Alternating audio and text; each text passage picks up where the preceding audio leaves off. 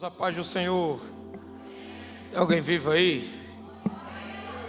Queridos, que alegria mais uma vez estar com os irmãos para ministrar a palavra de Deus em um dia que para nós cristãos é muito marcante, pois devemos nesse dia relembrar o sacrifício do Cordeiro de Deus, digno de toda adoração, de todo louvor e de toda adoração. Que seja bendito o nome do Senhor nosso Deus. Quem trouxe Bíblia, diga glória a Deus. Livro de 1 Coríntios, capítulo de número 11, versículo de número 23, texto tradicional da ceia. 1 Coríntios, capítulo 11,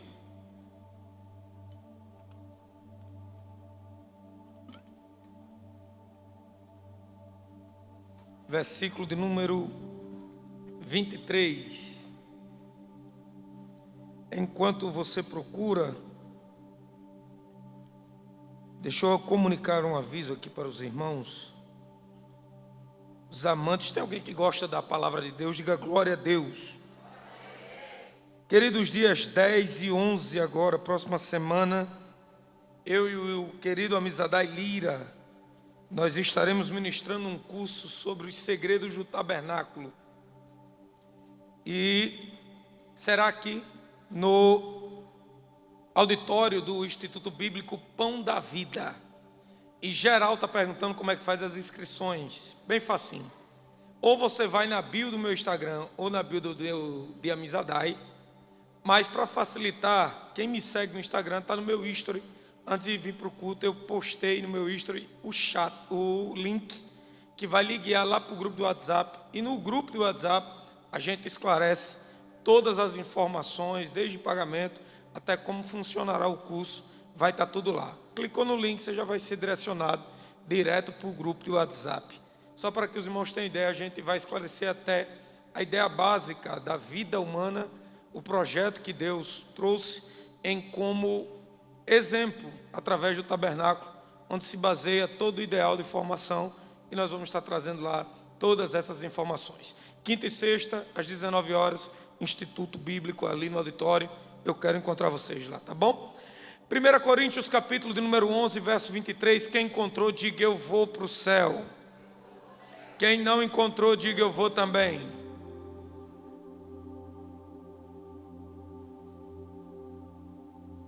Todos amém? Pois recebi do Senhor aquilo que também lhes entreguei, que o Senhor Jesus, na noite em que foi traído, tomou o pão e, tendo dado graças, o partiu e disse: isto é meu corpo que é dado em favor de vocês. Façam isto em memória de mim. Da mesma forma, depois de cear, ele tomou o cálice e disse: este cálice é a nova aliança no meu sangue. Façam isso sempre que o beberem em memória de mim, porque sempre que comerem deste pão e beberem deste cálice, vocês anunciam a morte do Senhor até que ele. Olhe para o seu irmão que está do seu lado aí, solta um sorrisão bem bonito aí para ele ou para ela e diga assim para ele, diga assim para ela, diga: segredos. Tá fraco, irmão, vamos, dá para ser melhor? Diga: segredos da ceia.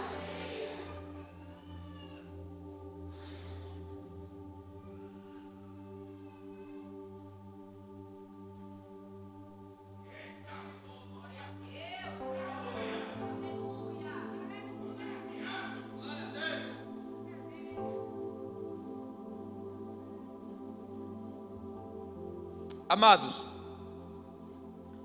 antes de eu ministrar, deixa eu só citar, muito feliz em ver um filho na fé que tenho, irmão Anderson Douglas.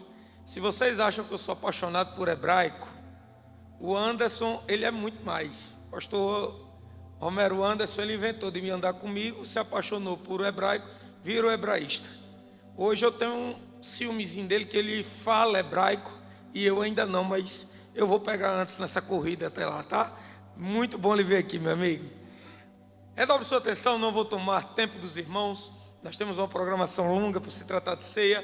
Queridos, a verdade é que esse é o texto mais conhecido a respeito de ceia do Senhor. Mas curiosamente, Paulo está ministrando a uma das igrejas mais problemáticas da história da igreja primitiva. O apóstolo, ele não é só fundador da igreja, como ele é o pastor desta igreja. Paulo, ele tem um carinho imenso pela igreja de Corinto.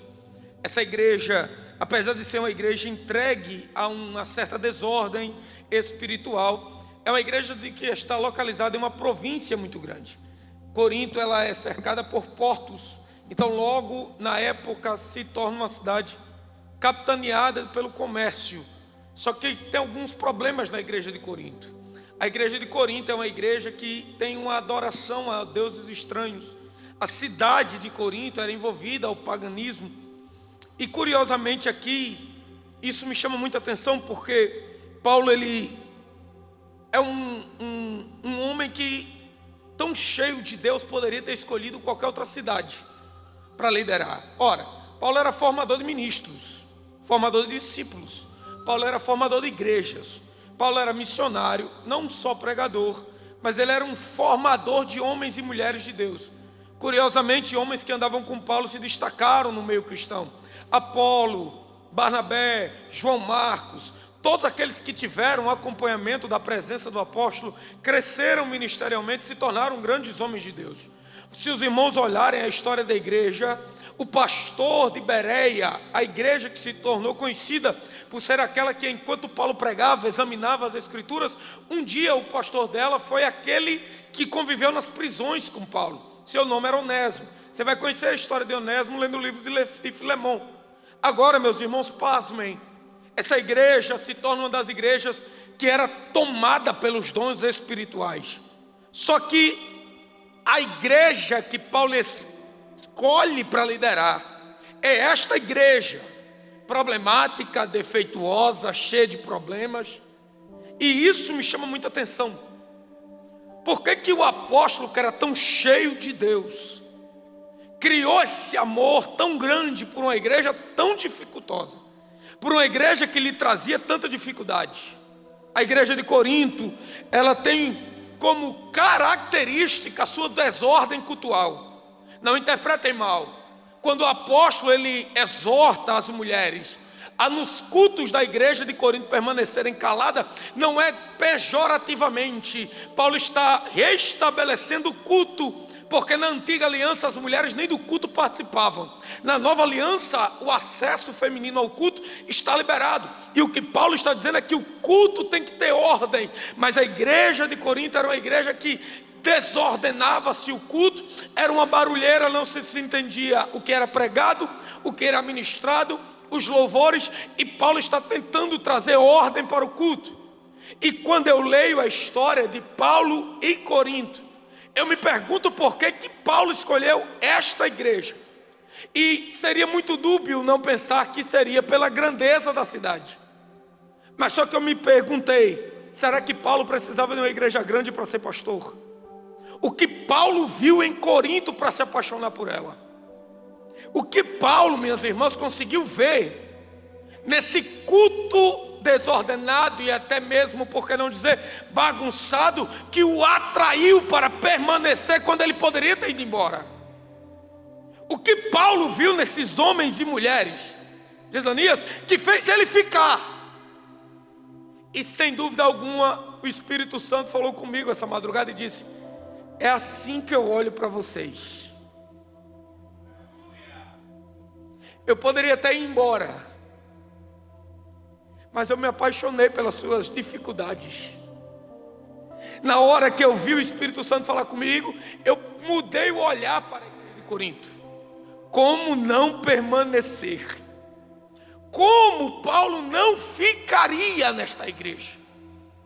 Ora, se Paulo, sendo quem era e se tornando quem se tornou, percebeu que a graça não está buscando perfeitos, mas está procurando defeituosos, como que Paulo não ia permanecer? A verdade é que a fragilidade espiritual que cercava Corinto foi o atrativo necessário para a permanência do apóstolo. O que seria de Corinto sem a presença de Paulo diariamente? E a pergunta que já foi feita neste culto pelo pastor Adriano se repete: o que seria de você sem a permanência do Espírito Santo? Daraiassúria. Na hora eu brinquei com o pastor Romero, eu disse, quando o cantor Marcos perguntou aonde você estaria, eu sei onde eu estaria. Como eu era drogado, ladrão, envolvido com tráfico, eu estaria morto ou preso. Mas por causa da decisão do Espírito Santo permanecer na minha vida, aqui estou eu, pregador do Evangelho, mas acima de tudo, salvo pela graça. Olhe para alguém do seu lado e diga para ele: você só está aqui. Diga que você só está aqui porque ele decidiu permanecer. André, se eu vou liberar algo duro para os irmãos, seus amigos foram embora, mas ele permaneceu. Seus parentes vão embora, mas ele permanece. Seus melhores amigos que dizem que te amam se esquecem do dia da tua necessidade, mas no dia da tua dificuldade ele está dizendo: eu estou aqui. Uraiassúria. Levante as suas duas mãos o mais alto que você puder, lá nos altos céus. Isso, enche esse pulmão de ar, porque a raiva do diabo é porque o Senhor achou um templo que é você, bagunçado, cheio de brecha, cheio de rachadura, e Satanás achou que ele ia embora, mas ele ficou e está dizendo: eu não vou te deixar.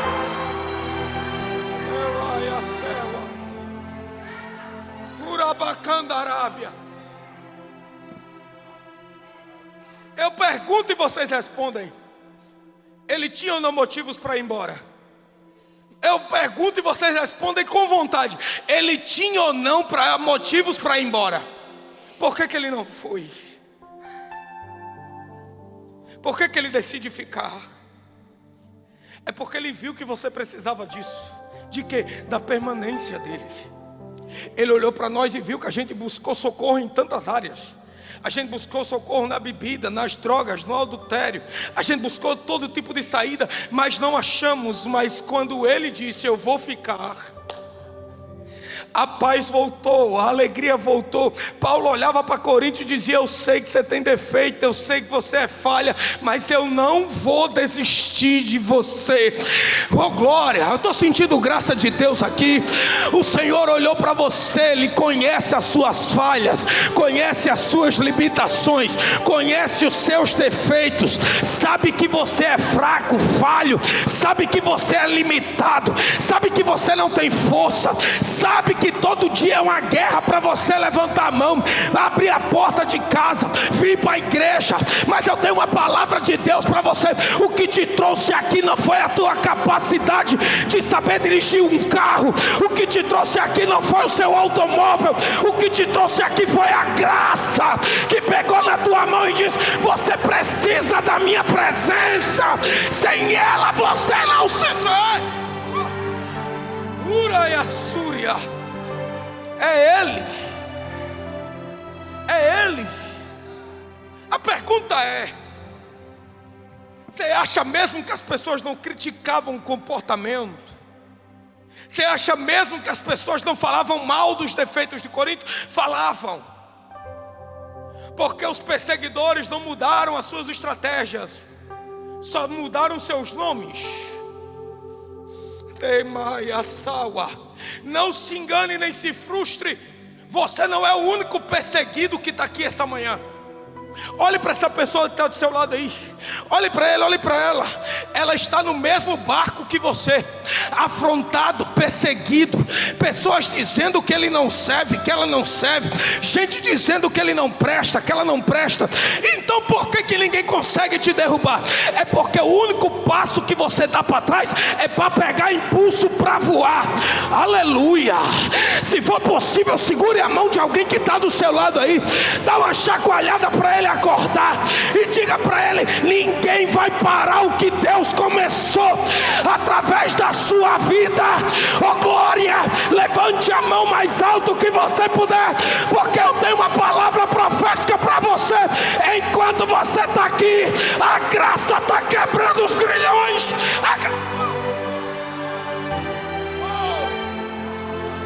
Ninguém.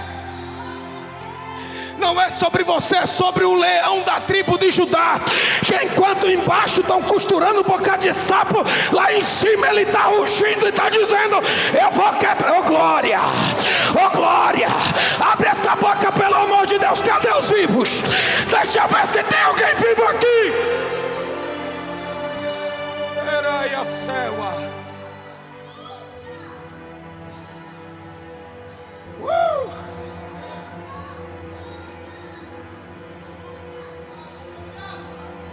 Oh, Pastor Romero, é por causa da graça.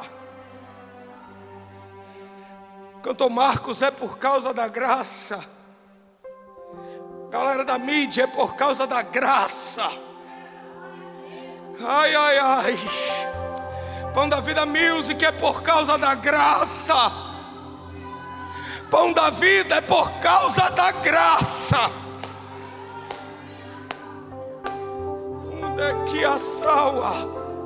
Tem um texto, e eu já entro no texto que eu li, que eu leio pelo menos uma vez todo mês, porque ele me marca. O texto de Ezequiel falando sobre o anjo caído. Ele diz que o anjo que estava lá: quem eras tu? Querubim ungido da guarda, suas vestes eram de pedras preciosas. Agora imagine que esse homem cai, olha para você feito de barro.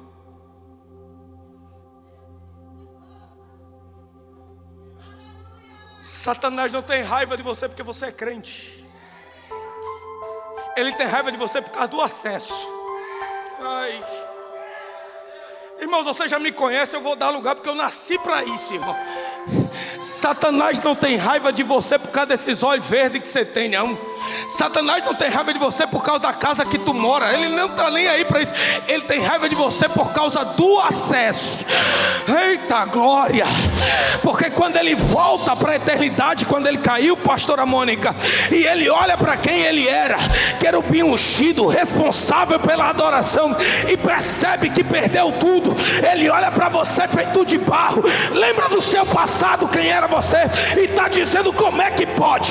Olha quem ela era, olha quem eu era, como é que ela tem acesso e eu não? E a resposta é essa: é a graça.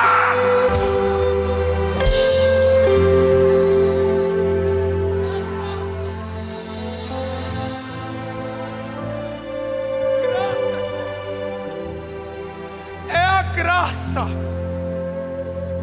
porque a cruz não mudou quem ele era, mas a cruz mudou quem nós somos. Se você entendesse que por causa da cruz você parou de ser escravo para se tornar filho, você já tinha aberto essa boca para dar glória, porque de escravo você virou herdeiro. De escravo. Graça simples, sem explicação. Eu brinco dizendo que eu não sei porquê, mas quando ele fez aquele bonequinho de barro, ele amou. A Bíblia diz uma frase que me marca, irmãos, pelo amor de Deus. Ao lerem a Bíblia, leiam com atenção, porque tudo nela é profético, tudo. O texto diz assim: quando ele fez a terra, amou. Quando ele fez as plantas, amou. Quando ele fez os peixes, amou. Quando ele fez os répteis, amou. Mas a Bíblia diz que quando ele terminou de fazer o homem, ele amou muito. Eu vou dizer isso de novo: ele amou muito. Irmãs, foquem os olhos em mim. Senhores, olhem para mim, porque eu vou dizer algo sério. Sua mãe nem sabia quem você era, mas ele olhou para você. Ele viu você. E sabe o que foi que ele sentiu? Te amei muito. Você nem tinha sido gerado, mas o Senhor já te viu. E Ele estava dizendo: eu vou morrer por você, só porque eu te amei muito. Só quem foi alcançado pela graça, levante essas duas mãos lá em cima, feche seus olhos e por 10 segundos começa a abrir essa boca aí. Porque se o Espírito está nesse altar, Ele também está nesses corredores de cadeira. Começa a abrir a boca. Só quem é grato pela salvação, só quem é grato pelo sacrifício, dá o melhor glória que você puder, porque o dono desta igreja está aqui e está dizendo: te amo.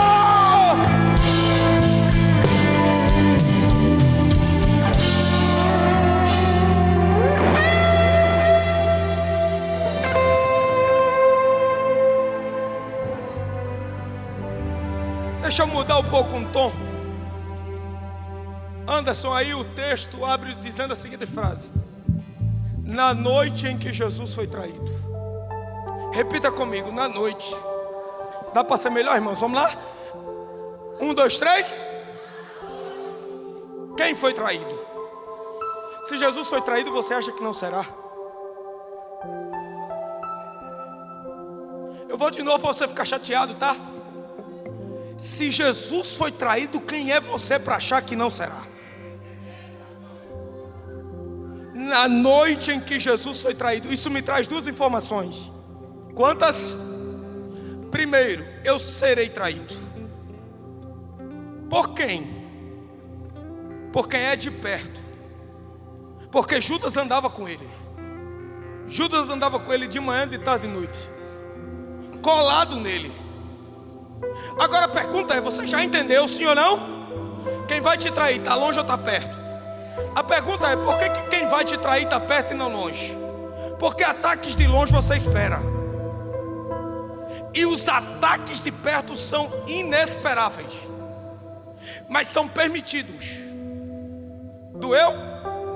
É Deus quem permite a traição de perto. Por que, meu Pedro? Porque a traição revela 2 coisas. Primeiro, quem você é diante de Deus. Segundo, é que o propósito nunca foi pequeno, sempre foi grande.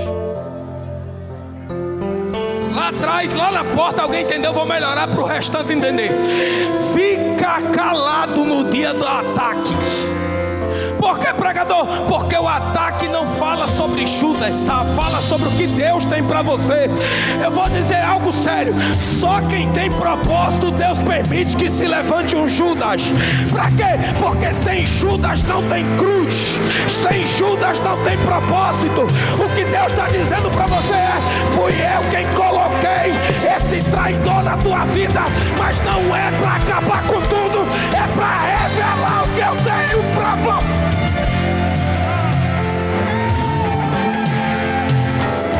Segundo,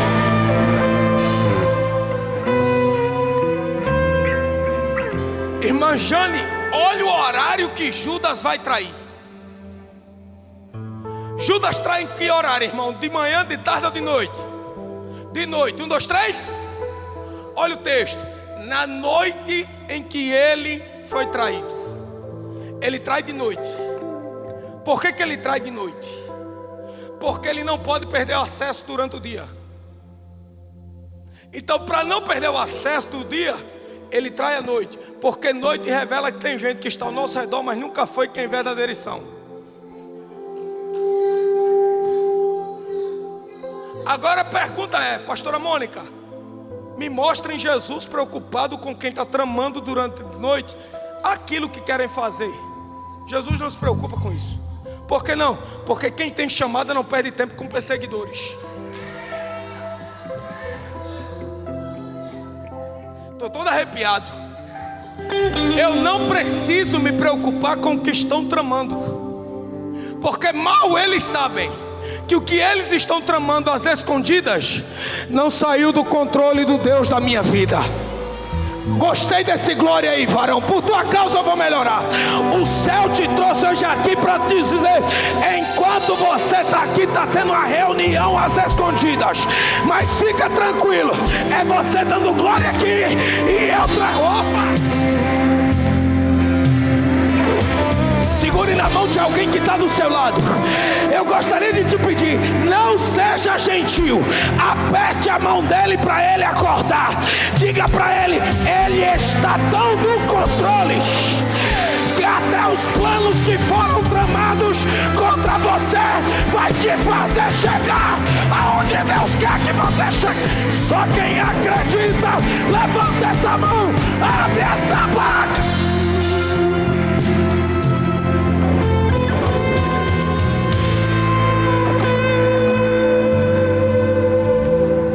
Olhe para alguém do seu lado e diga para ele, se eu fosse você.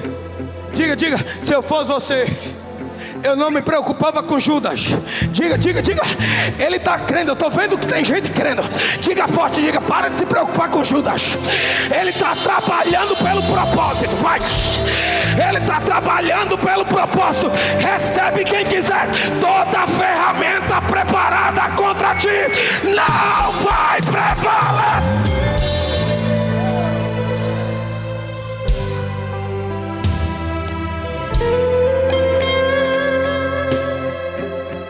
Não vai. HCA, o problema de Judas é que Judas tem preço, propósito tem valor. Não se negocia propósito.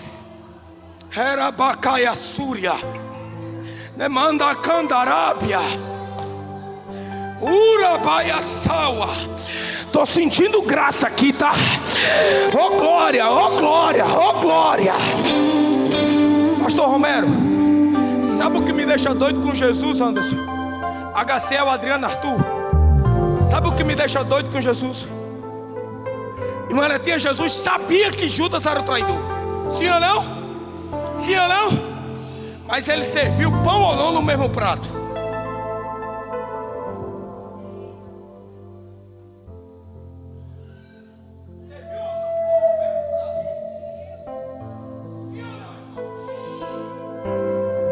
Judas comeu ou não no mesmo prato que Jesus?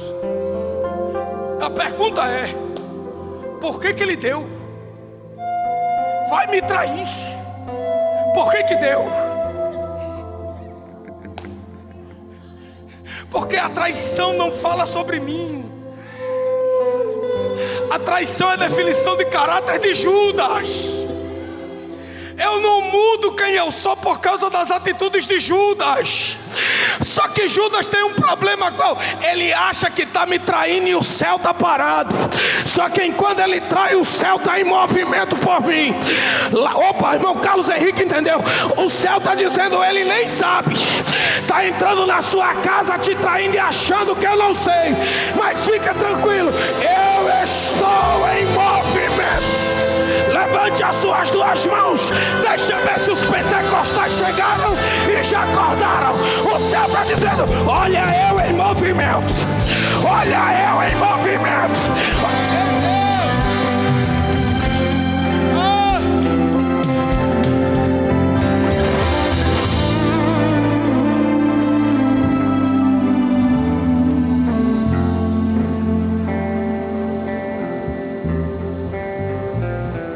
Sabe o que é curioso?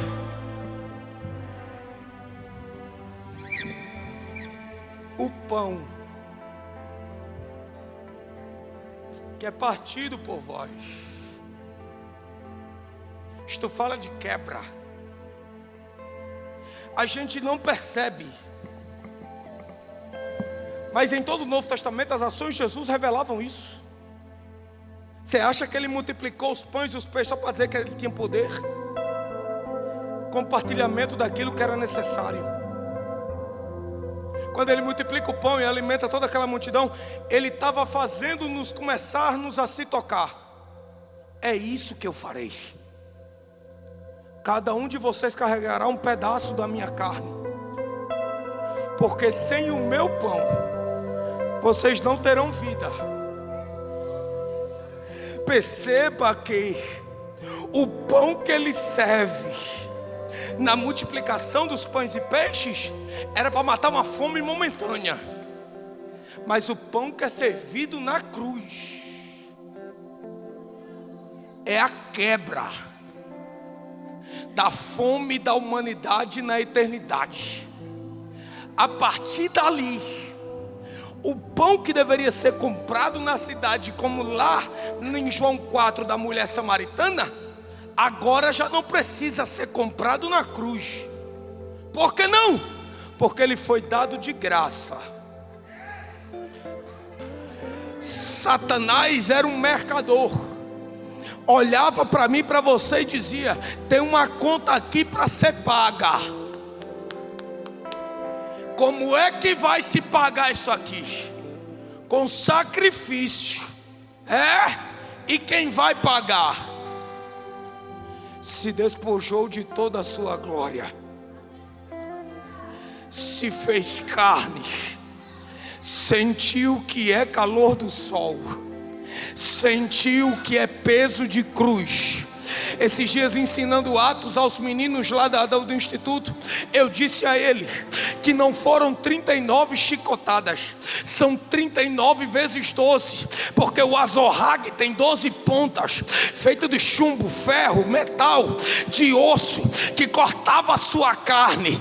Ele sobe na cruz e carrega o que ninguém carregaria. Por que não? Porque ele não poderia morrer sufocado pela hemorragia ou pelo peso do cruz. Ele tinha que ser crucificado vivo. Alguns estudiosos dizem que os espinhos que ultrapassaram o seu crânio, a sua pele da cabeça, tinha 12 centímetros. Ninguém tinha usado uma cruz daquela. Ou seja, o preço era seu, mas o sacrifício ele colocou nas costas e diga: eles não aguentam, mas eu aguento. Eles não suportam, mas eu suporto. Assim como também, lembrem de beber do meu sangue. E eu concluo com isso. Vamos mesmo precisar ministrar sobre sangue.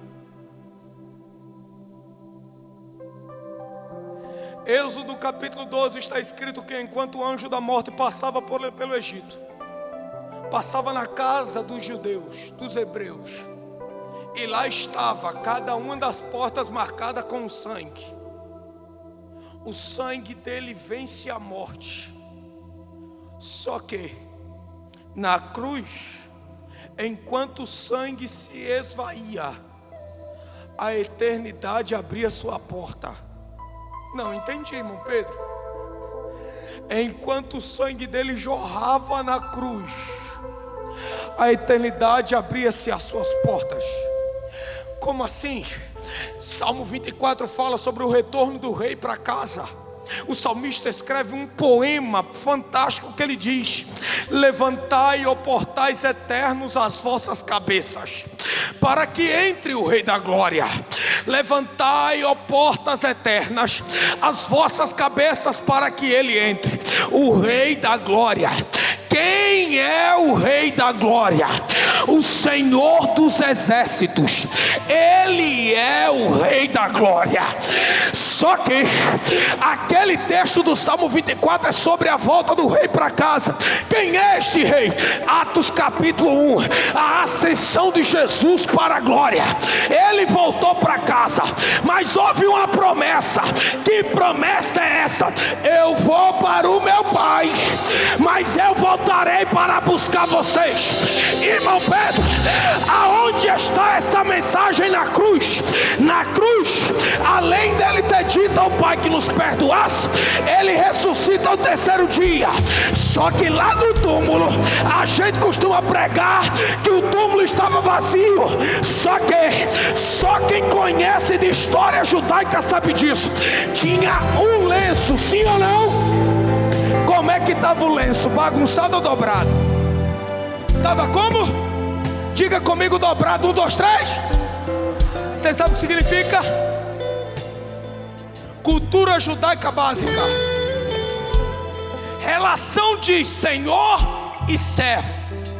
Na hora do alimento, o empregado, o servo, ficava na porta, hein, Anderson? Esperando o mestre terminar.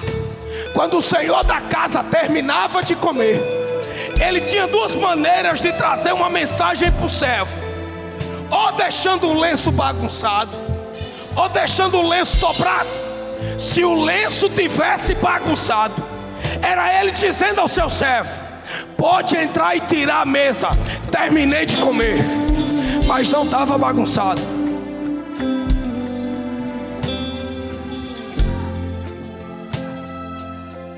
O lenço estava, e quando o lenço estava dobrado, era o Senhor da casa dizendo ao servo: não mexe na mesa, não mexe na mesa, não mexe na mesa.